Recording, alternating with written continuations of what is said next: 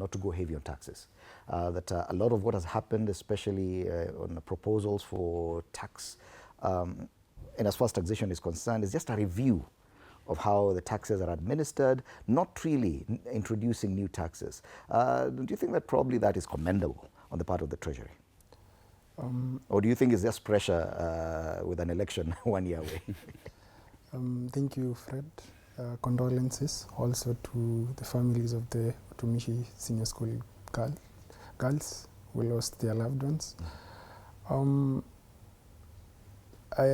Administering new taxes and widening the tax base are two different approaches to raise the same thing. You know, people are using this scenario and comparing it to the cow, where you cannot milk a cow you don't feed, to say the least. You know, and like you indicated, the VAT on mtumba, what we forget is that that price is translated to the consumer in the end.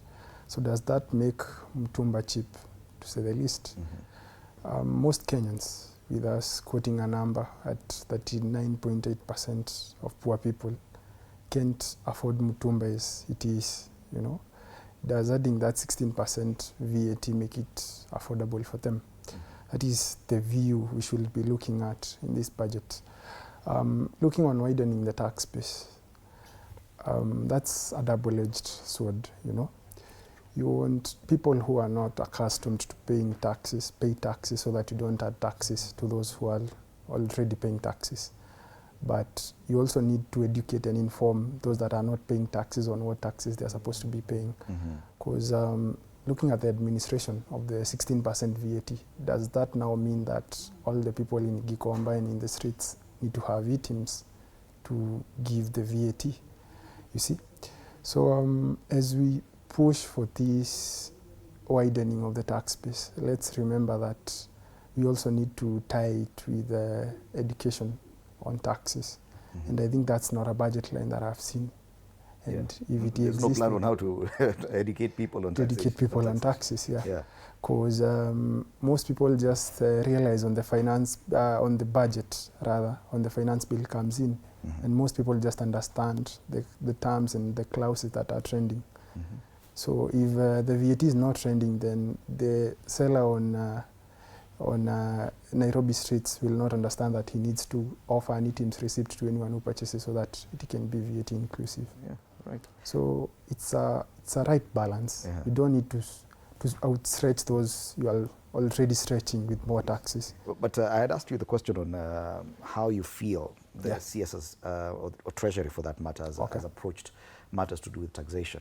That instead of just imposing new taxes or higher taxes, they've sort of tried to review the raft of taxes that are already existing, shifting probably to the source and doing away, especially, for example, the issue of mobile phones.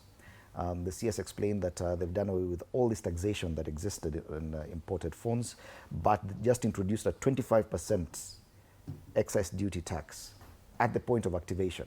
Don't you think that kind of review and the way the CS has tried to explain it, probably, and that's why we are not seeing a lot of upheaval like we saw in 2024?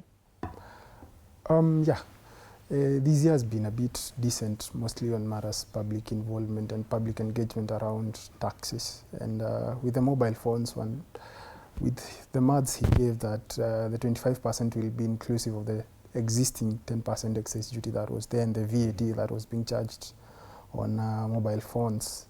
That makes 26%, and his argument was we are giving you 25% so that is 1% less, whatever those phones were being charged. My only issue with that is the compliance of it, because if phones can now enter the country and someone will only be charged upon activation, then how compliant is that?